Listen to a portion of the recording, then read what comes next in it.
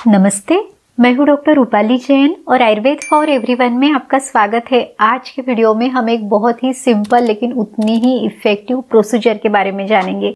इसका नाम है नाभि पूरण। तो नाभि पूरण यानी एग्जैक्टली क्या, इसका आयुर्वेद के अनुसार क्या महत्व है, ये जो नाभि पूरण है ये आपने कैसे करना है, कब करना है, किसने इसे करना है और किसने नहीं करना है, ये शरीर में वात पित्त कफ इन दोषों पर क्या असर करती है, कौन सी प्रकृति के लिए बहुत अच्छी विधि है, ये शरीर में कौन कौन सी बीमारियों को ठीक करती है, इसके लिए आपने कौन सा तेल या घी इस्तेमाल करना है या तो कौन सा मेडिकेटेड ऑयल आपने यूज करना है, इसकी पूरी जानकारी हम इस वीडियो में लेंगे। तो पूरी जानकारी के लिए हमारे साथ बने रहिए। और अगर आप चैनल पर नए हैं, आपने चैनल को सब्सक्राइब नहीं किया है, तो आयुर्वेद की सही जानकारी के लिए चैनल को सब्सक्राइब भी जरूर कीजिए। नाभि पूरण इस शब्द में दो शब्द है, नाभि और पूरण। नाभि यानी नेवल या अम्बिलिकस और पूरण यानी भरना। तो तेल या घी से अपने नाभि को भरना है। अब देखिए, हमने कर्ण पूरण के बारे में वीडियो बनाया था। कर्ण यानी कान, तो कानों में तेल डाल के अपने इसे भरना है, तो इसे कहा जाता है कर्ण पूरण।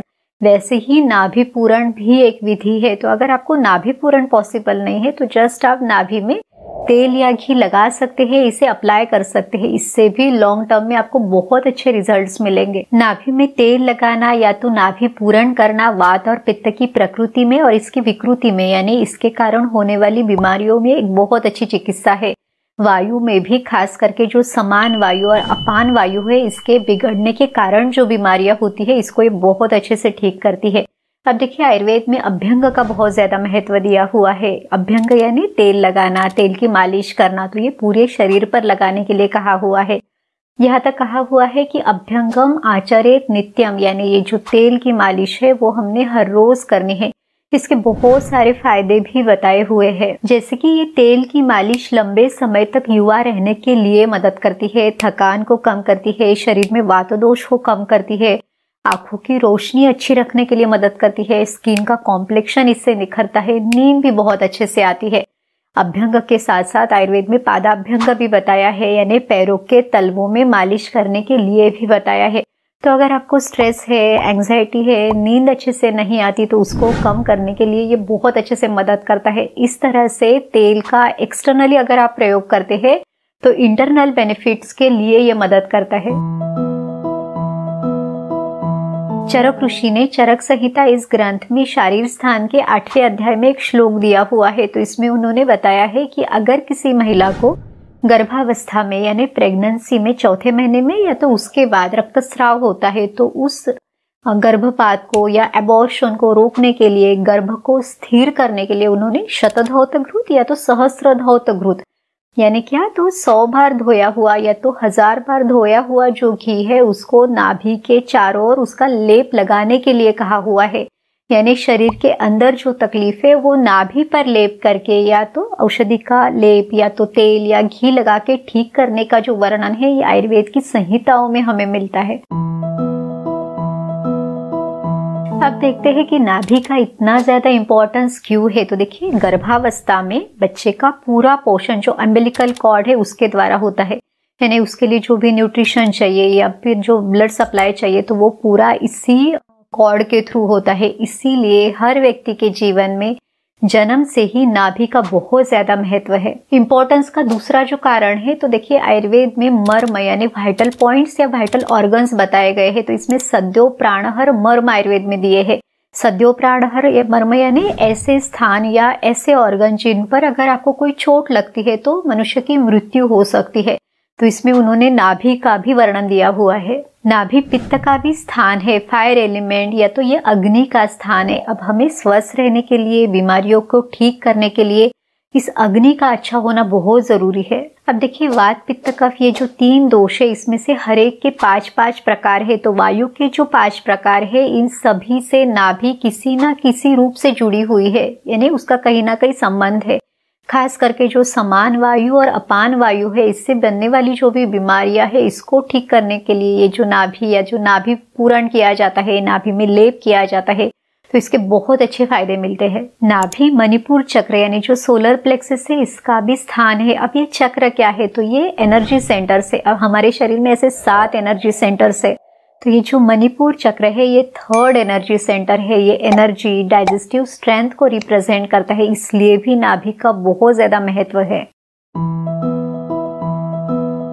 चलिए अब देखते हैं कि नाभि पूरण से आपको क्या क्या फायदे मिलेंगे। तो अगर आपके शरीर में वात बढ़ा हुआ है और इस वात के बढ़ने के कारण आपको पेट में दर्द है, डिस्कम्फर्ट है या ब्लोटिंग है, पेट में बहुत ज्यादा फूलापन रहता है या किसी में नाभि बार बार सरक जाती है, या तो अगर आपको मल ठीक से साफ नहीं होता, कॉन्स्टिपेशन रहता है, हार्ड स्टूल आता है, या तो फिर आपको फिशर जैसी तकलीफें यानी मलद्वार में कट्स पड़ जाते हैं, या किसी को यूरिन ठीक से बाहर नहीं आता, या तो यूरिन करते समय दर्द रहता है, महिला में मासिक धर्म के समय बहुत ज्यादा दर्द रहता है, या फिर मासिक स्राव ठीक से नहीं आता, पीरियड डिले रहता है, तो इस तरह की सारी जो समस्याएं हैं इसके लिए आपको नाभि पूरण बहुत अच्छे से मदद करता है।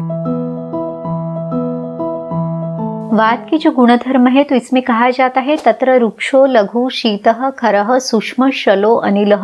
तो वात में रुक्षता है यानी रुखापन है, तो जब भी ये वात दोष बढ़ता है तो स्किन में भी बहुत ज्यादा ड्राइनेस आ जाता है, होठों में ड्राइनेस आता है, बाल रुखे हो जाते हैं, या मन का जो चंचल गुण है वो बढ़ता है, इंस्टेबिलिटी बढ़ती है, फिर नींद कम आना, स्ट्रेस होना, एंजाइटी दिखाई देना, तो ये सारी समस्याएं दिखाई देती है।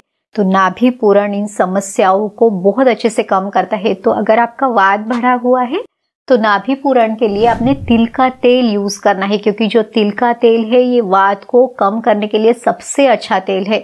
हाँ, आप कुछ मेडिकेटेड ऑयल्स भी यूज कर सकते हैं, जैसे कि नारायण तेल है या फिर महानारायण तेल, बला अश्वगंधादि तेल, क्षीर बला तेल, ये ऑयल भी आप यूज कर सकते हैं। नाभि पूरण पित्त दोष को भी कम करता है। तो पित्त के बढ़ने के कारण आपको क्या समस्याएं दिखेंगी, तो शरीर में जलन होना, पेट में जलन होना, बहुत ज्यादा गर्मी लगना, या तो फिर बहुत इरिटेशन रहना, गुस्सा ज्यादा आना, ये पित्त के ही लक्षण है। तो अगर आपको पित्त को कम करने के लिए नाभि पूरण करना है तो आपने फिर गाय का घी इस्तेमाल करना है, या तो फिर आपने नारियल का तेल यूज करना है, क्योंकि ये दोनों ही ठंडे तासीर के हैं, ये तो पित्त को कम करेंगे।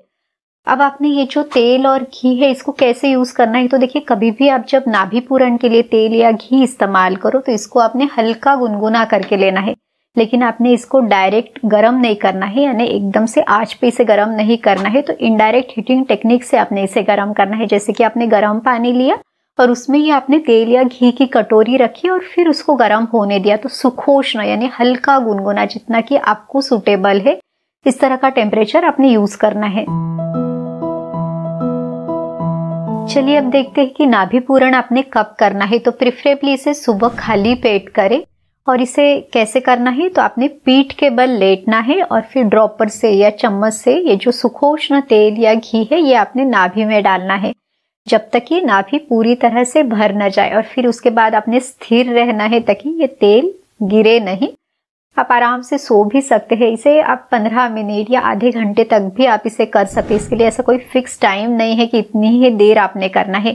इसे आप थोड़ा सा जेंटल मसाज भी कर सकते हैं, यानी उंगली से नाभि से लेके एक सर्कुलर मोशन में बाहर की तरफ आप एक जेंटल मसाज भी कर सकते हैं। फिर उसके बाद अगर आपको टाइम है तो अभ्यंग जरूर करें, यानी पूरे शरीर पर तेल की मालिश आप जरूर करें, और उसके बाद उपटन लगा के आपने स्नान करना है। अगर आपके पास ये नाभि पूरण करने के लिए इतना समय नहीं है तो नाभि में तेल या घी आप लगा सकते हैं। इसको भी आपने थोड़ा सा वार्म करके लगाना है। अगर आपको सिर्फ ये लगाना है तो आप इसे रात को सोने के पहले भी लगा सकते हैं, और सुबह उठने के बाद अभ्यंग के पहले भी आपने इसे जरूर लगाना है। चलिए अब देखते हैं कि अगर आप नाभि में तेल या घी लगा रहे हैं तो आपने इसको कितने दिन तक लगाना है। तो आप इसे रोज लगा सकते हैं, यानी हर रोज आप इसे कर सकते हैं। हाँ, अगर आप नाभि पूरण कर रहे हैं तो आप इसे 15-20 दिन कंटिन्यूअस करें, फिर थोड़ा सा ब्रेक देके फिर से भी आप इसे कर सकते हैं। आपकी प्रकृति कौन सी है, आपके शरीर में दोषों की स्थिति क्या है, बीमारी कौन सी है, तो इन सारी चीजों पर ये डिपेंड करता है। अब देखते हैं कि नाभि पूरण किसने नहीं करना है। तो जिन लोगों के शरीर में कफ दोष बढ़ा हुआ है उन्होंने नाभि पूरण नहीं करना ज्यादा उचित है, क्योंकि देखिए ये जो तेल और घी हम यूज करते हैं इन सभी में स्निग्धता है और ये शरीर में कफ को और ज्यादा बढ़ाते हैं। खास करके अगर आपको अजीर्ण हुआ है, यानी पहले खाया हुआ खाना पचा नहीं है, शरीर में आमदोष बना हुआ है, या तो मल में चिकनापन है, आपको यूरिन के लिए बार बार जाना पड़ रहा है, यूरिन में गाढ़ापन है या तो दुर्गंधी है, तो इन सभी अवस्थाओं में आपने नाभि पूरण नहीं करना है। लेकिन कुछ लोग ऐसे भी रहेंगे कि जिनका कफ बढ़ा हुआ है या कफ की प्रकृति है लेकिन उनको नाभि पूरण करना ही है, तो फिर ऐसी स्थिति में आपने सरसों का तेल यूज करना है, तो आपके लिए ये ठीक रहेगा। क्योंकि जो सरसों का तेल है इसकी तासीर गर्म है, लेकिन इसे भी आपने बहुत ज्यादा दिनों तक यूज नहीं करना है, तो 1 या 2 हफ्ते ही आपने ये नाभि पूरण या नाभि में तेल लगाना है। इसके अलावा अगर शरीर में दोष ज्यादा है तो काफी बार नाभि पूरण के साथ साथ ही कुछ ओरल मेडिसिन लेने की भी जरूरत पड़ती है। यहाँ तक अगर किसी को कोई मेडिकल इमरजेंसी है, बहुत ज्यादा तेज दर्द है, पेट में कोई बहुत ज्यादा डिस्कम्फर्ट है, तो ऐसी अवस्थाओं में सिर्फ नाभि पूरण करते ना बैठे, तो आपके नजदीकी जो भी चिकित्सक है उनकी सलाह जरूर ले। इस तरह से आज के वीडियो में हमने नाभि पूरण की पूरी जानकारी ली है कि इसे कैसे करना है, कब करना है, किसने करना है, किसने नहीं करना है, कौन से फायदे मिलेंगे या क्या नुकसान हो सकते हैं। उम्मीद है ये वीडियो आपकी मदद जरूर करेगा। तो चलिए फिर मिलते हैं अगले वीडियो में। आयुर्वेद को अपनाइए, स्वस्थ रहिए। नमस्ते।